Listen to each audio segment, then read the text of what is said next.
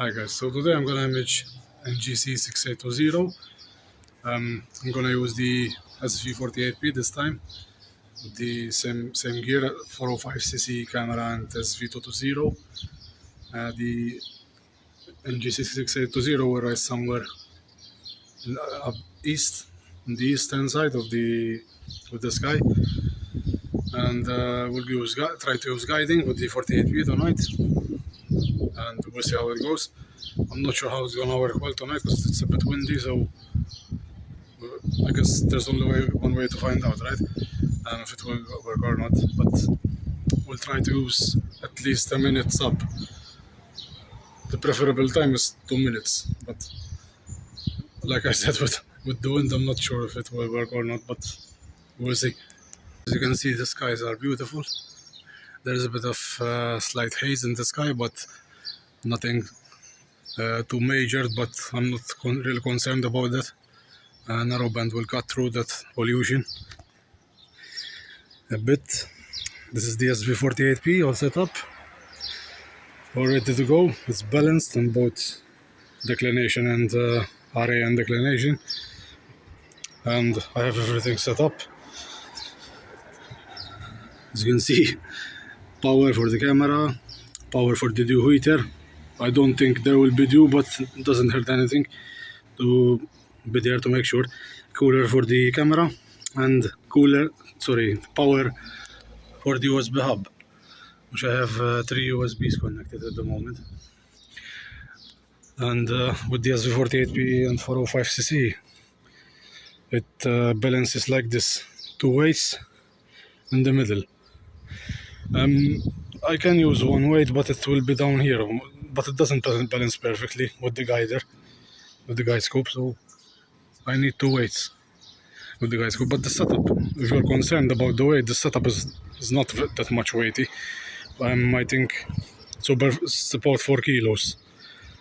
I think less, if I remember well. This is 2.7 kilograms, and at this maybe 3.5. So I'm well below the 5 kilogram limit for the mount, so don't worry, I'm not gonna harm the mount. This is the dew heater from Svbony. I have lots of stuff from Svbony, as you can tell. I will wrap this a bit better later, because I will just leave it like this. I think it will work. But the NGC6820 will rise from there and will come all the way to here. And I think we will get a nice field of view with the 48p. And obviously double the aperture as well than the other, almost it's 90 millimeters. So we will see how this comes out.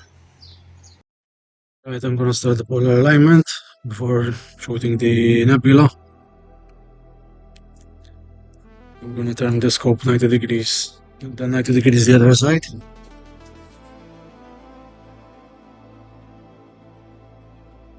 Okay, we have a bit of an error. We'll have to adjust the mount now. So it will point to the north. It won't take a lot of time, this. Excuse for the noise, because there are fireworks at the moment. It's pretty normal in Malta in the summer.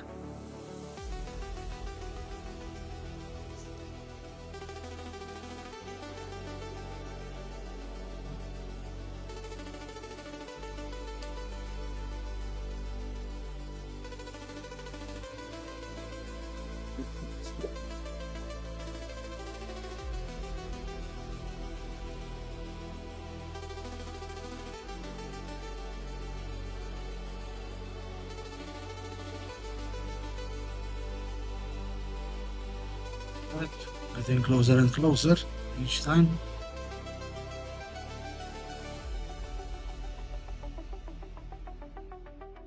With a narrowband filter, it's hard sometimes because it's very dim, the image. So if you can, don't install the narrowband like I did to do the polar alignment. But because I'm lazy, I left the filter in.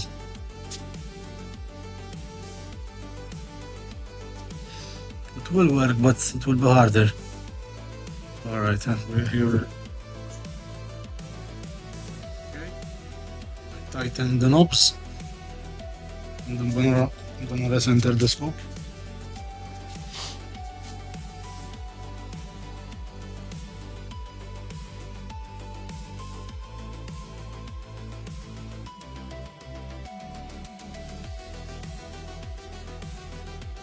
Alright, now I'm gonna do the two-star alignment, Vega and Cornoboros. The telescope is not quite balanced. I realized now because I had to rack the focus back more, so I don't know how the mount is gonna guide tonight. It may go everything south. I have to see.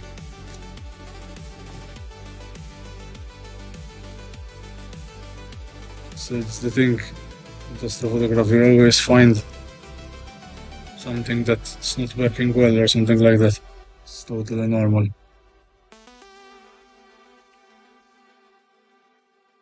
I went the wrong way.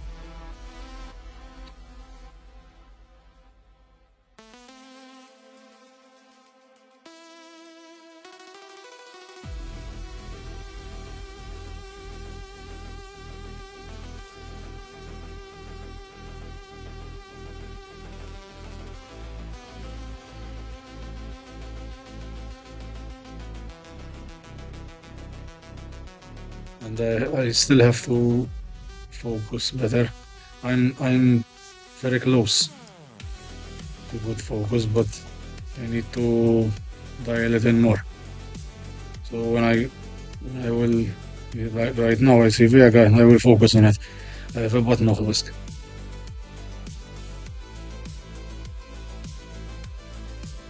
But here go the fireworks again. A bit too far. Okay, a bit more. Now I'm gonna first I'm gonna put the button of my scope.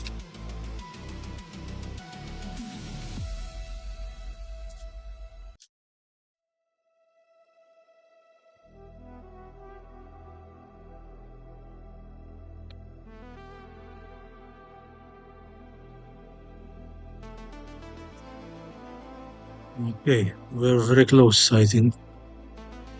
Actually, that's good. Looks good to me. The focus. Yeah, it's good. Maybe this very slightly, but no, it looks good to me. I'm gonna leave it that way. I think. But it looked a bit unfocused. I'm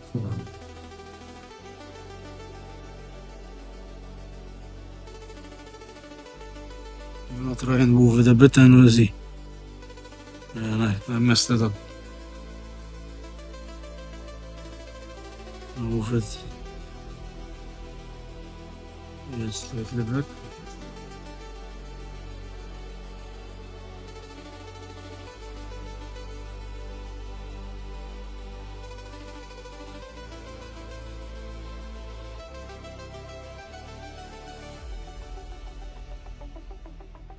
Going the wrong way.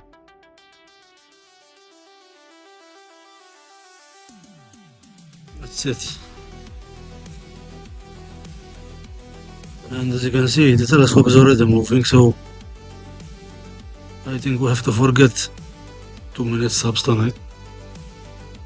With a bit of wind, it's already moving.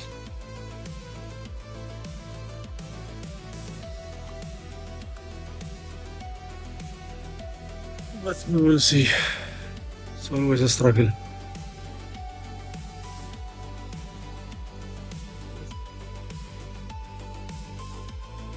And I haven't got any darks for 60 seconds as well, so I need to find a way to do those. And I don't wanna remove the camera from the telescope. It's one of those nights.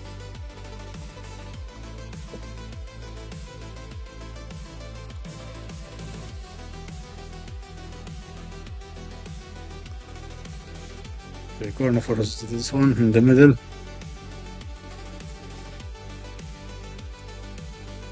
Oh, a bit too far.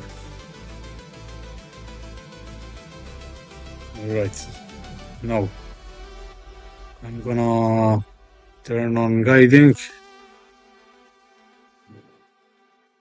and I will see what I can do and what I don't think I'm gonna achieve 2 minutes to I think I'm setting up for failure.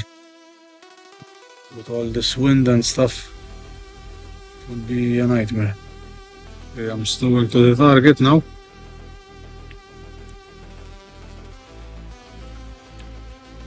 And I'm gonna see what exposures I can get. Well, I have to find it first. So, stretch a bit the image.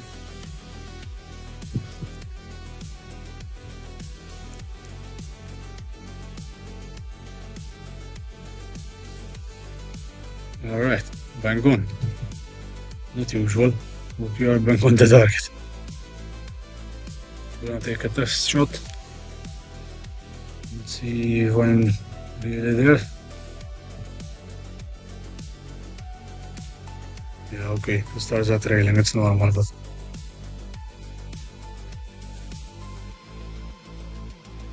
we should be there, I guess. Restart guiding.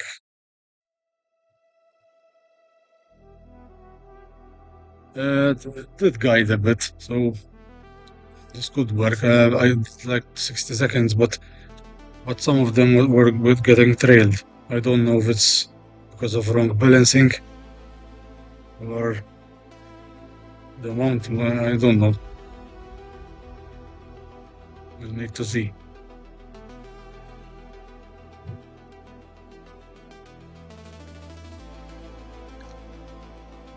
I think the mount is still moving,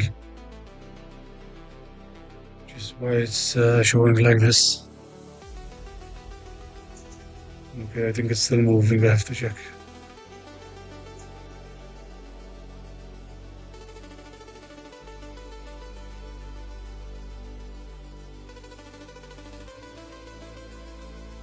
The adventure suffers from, if it's not balanced well, it's really kind of keeps like trying to fix. I don't know how to say it. If it's not balanced correctly, it will keep the stars will move a bit and then it keeps recentering. And that's why I think guiding will be as effective tonight, because for sure the guiding will be like a sawtooth pattern. So I increased the aggressiveness a bit because of that. I'm gonna decrease it a bit, because I know it's gonna keep trying to guide and fix the errors all the time, so I can't really do much more than that. I'll give it some time to stabilize and then I will see what we have. Okay, so I shot 22 minutes so far on GC 6820. You can see here it is. And tonight I'm not really happy with the guiding. It's horrible, to be honest. Check this really crappy guiding out. It's windy, so the mount is overcorrecting all the time, so I can't really do much about this. I pray that the wind doesn't continue all night. That's all I can do. I already rejected 6 frames, so and I'm using only 1 minute.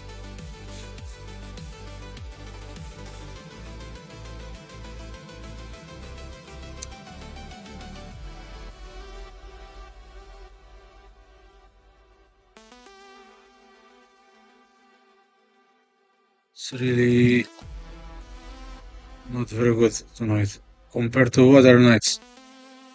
Today is disaster.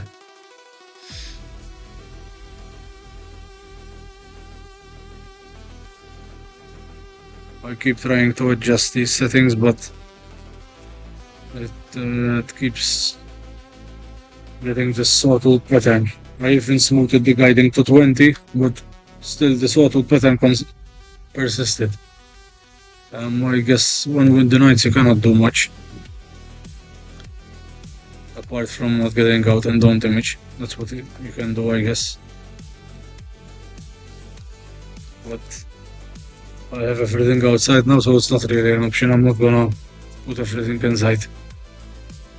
Again, another rejected frame.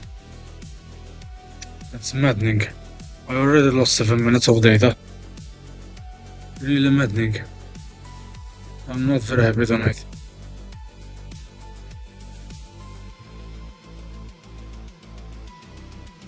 Okay, so I messed around with the settings a bit and these seem to be working a bit better.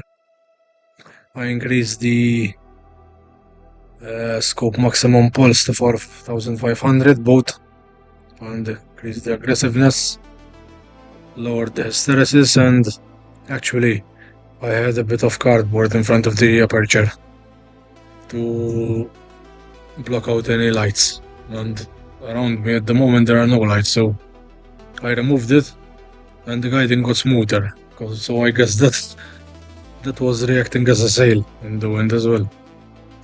And now as you can see it's smoothing out. Still a bit sawtooth pattern, but it's better like a sawtooth pattern and guiding decently than smooth and all over the place at the moment for today. So so far I'm 73 minutes in. As you can see I have 25 ignored frames, so I wasted half an hour just to show you how bad the wind is for guiding. And actually I had to lower the exposure to 0.5 seconds, because 1 second wasn't enough guiding for 1 second.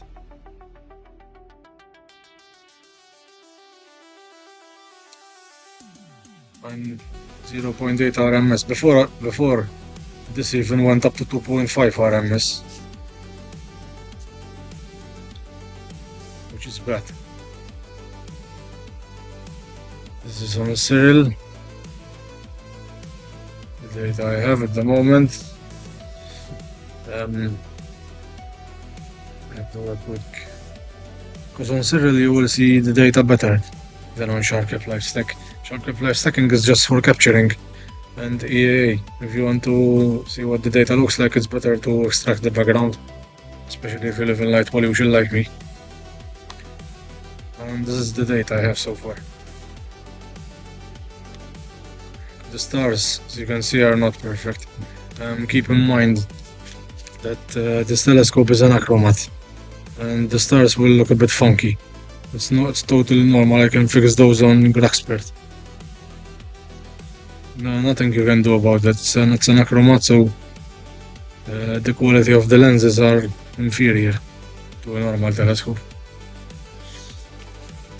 But you know, it's a $200 telescope, and what you can expect of. It's a budget telescope, but it's a very decent one. Like 90mm aperture is very good for a refractor to start with, especially. So I'm gonna leave it stacking a bit more. I say a bit more. I'm gonna leave it stacking all night till 5 o'clock, and I'm gonna wake up every 2 hours or so and recheck on it and hope it goes good. And I think in about 1 hour's time I need to do the meridian flip. It should be fun.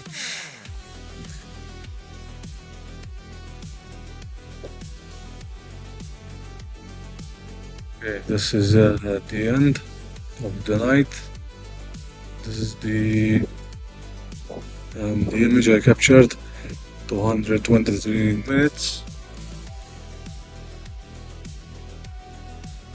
I have to stop now because the cloud's on the way. So I captured about 4 hours exposure total.